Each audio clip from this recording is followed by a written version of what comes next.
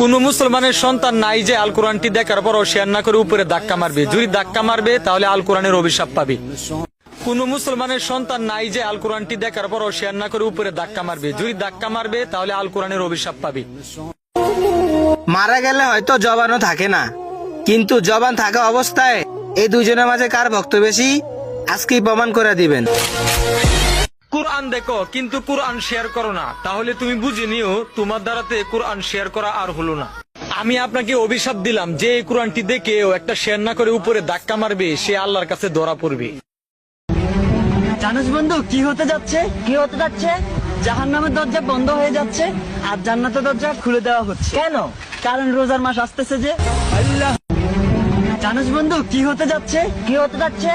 জাহান্নামের দরজা বন্ধ হয়ে যাচ্ছে আর জান্নাতের দরজা খুলে দেওয়া হচ্ছে। কেন? কারণ রোজার মাস আসতেছে যে। আগে ভিডিওটা দেখেন।